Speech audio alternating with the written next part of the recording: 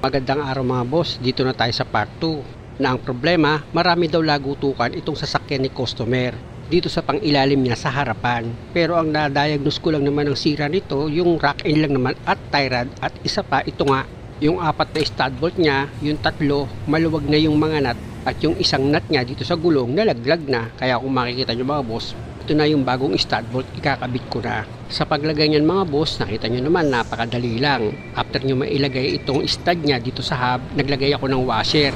Saka ako ngayon ilagay itong nut ng stud at hihigpitan ko yan. At kung mapapansin nyo habang hinihigpitan ko itong nut dito sa stud, hinihila niya yung stud para pumasok siya dito sa hub.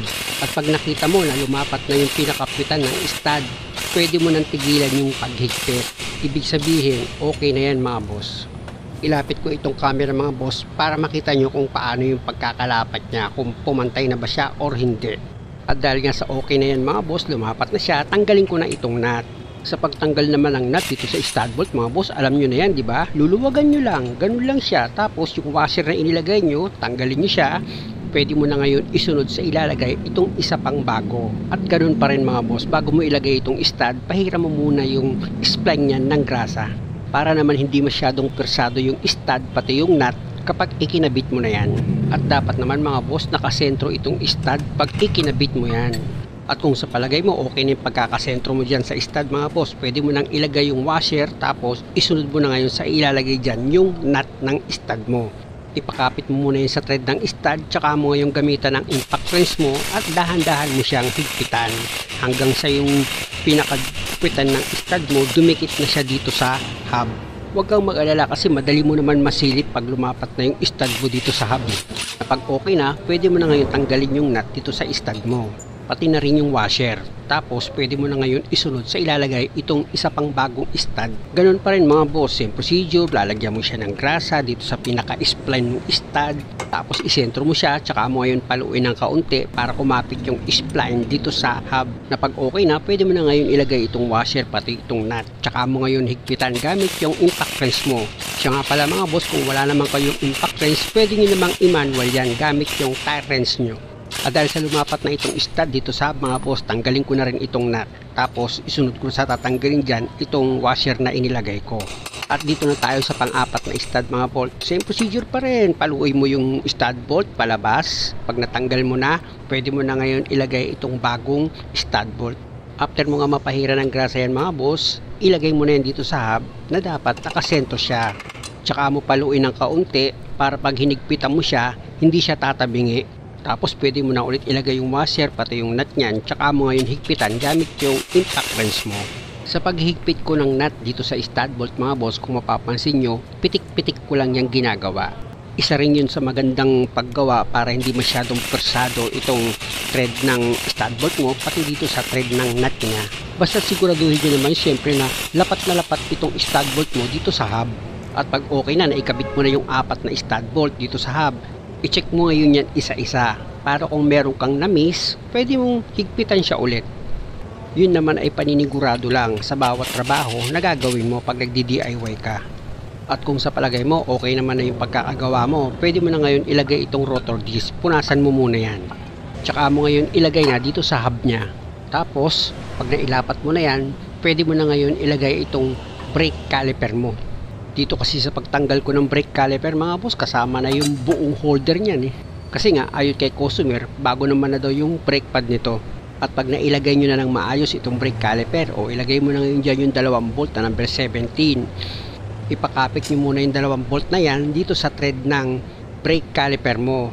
Tapos gamit ka na ngayon ng socket wrench sa number 17, tsaka mo ngayon higpitan gamit yung impact wrench mo. Basta lagi nyo lang tatandaan mga boss, siguraduhin nyo yung pagkakahigpit nyo ng mga bolt dito sa brake caliper ay maayos. Hindi dapat pachamba-chamba. At dahil sa okay na ito mga boss, naikabit ko na ng maayos itong 4 na stud. Siya nga pala yung ball joint, hindi ko na pinalitan dahil sa nang chinek ko, okay pa yung ball joint, wala siyang kalog at matigas pa siya pag ginagalaw. Sayang naman yung pera. Dito na ngayon ako sa pagkabit ng rack end. Yung washer mga boss na ipinapakita ko, ayan yung maglalak dito sa rack end para hindi siya pumihit. Ganyan ang position ng washer mga boss dito sa steering rack. Diyan o, ganyan ang posisyon yan. Hindi mo yan mapipihit mga boss kasi may maglalak dyan. Ayan o, hindi mo siya mapipihit. Pag inilagay mo itong washer dito sa rack end, dapat nakadikit yan. Ayan, nakadikit. Tapos yan tinuturo ng daliri ko mga boss. Pag pinalo mo yung washer at natupi yan, hindi mo mapipihit itong rack end kasi maglalak siya. Tapos itong washer naman, pag inilagay mo yan dun sa steering rack mo, maglalak din yan, hindi mo rin siya mapipihit, mag-i-steady lang siya dun sa steering rack. At pag naipakapit nyo na itong rack end dito sa steering rack nyo, gamit ka ng yabi tubo, pwede mo na ngayon i-final yung higpit dyan. At kung sa palagay mo okay na yung pagkakahigpit mo, gamit ka ngayon ng ball hammer mo. Yung tinuro ko kanina mga boss dito sa washer, paluin mo yun para tumupi itong washer dito sa rack end, nang sa ganon hindi na pumihit itong rack end pa. Pag okay na, punasan mo yung steering rack pati itong bola ng rack end mo. Tapos pahiram mo ng kaunting grasa yan mga boss bago mo ilagay itong steering boot. Pag nailapat mo na yan, pihitin mo ng konti yung manibela para yung steering boot maisampa mo dito sa housing ng steering rack mo. Tsaka mo ngayon siya lagyan ng cable tie para hindi mabunot itong steering boot mo. At dahil sa mahaba itong cable tie mga boss, gamit yung gunting, putulin mo yung sumobra dyan. Tsaka mo ngayon isunod sa ilalagay itong outer clamp ng steering boot mo. At bago mo ilagay yung nut dyan mga boss, pahiram mo ng kaunting grasa yan. At dahil nga sa may tanda naman ako dito sa nut, ibabalik ko yan sa dati niyang position. Para pag inilagay ko na itong tie rod, hindi na masyadong malaki yung pag-adjust na gagawin ko pag manual alignment ko ito. Sa paglagay naman ng tanda mga boss dito sa rack end, sa paglagay nyo ng tie rod, madali lang naman. Pwedeng bilangin nyo yung thread o kaya kumuha kayo ng ting-ting kung hanggang saan ang pasok nitong tie rod dito sa rack end, ganun lang naman. At dahil sa nailagay ko na itong tie rod dito sa steering knuckle, nilagay ko na itong nut, tapos gamit yung socket ko sa number 17, higpitan ko na yan. At pag okay na yung pagkakahigpit nyo, syempre huwag nyo kalimutan itong cutter pin nya kasi ayan yung maglalak dito sa nut para wag siyang lumuwag. At pag okay na, naikabit mo na yung cutter pin, pwede mo na ngayon ilagay itong gulong.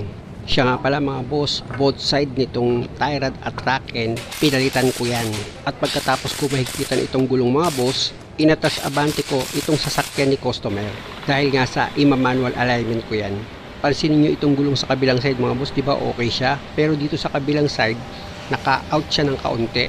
Silipin uli natin dito sa kabilang side mga boss para makita nyo rin, o diba? Diretso yung gulong dito sa kabilang side eh.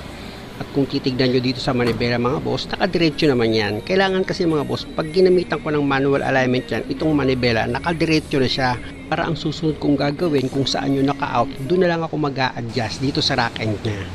Alam nyo mga boss, karamihan sa ginagawa ko pag luma ang sasakyan, ako na nag-a-align. Kasi sa dati kong trabaho, meron kaming computer alignment, meron din kaming manual.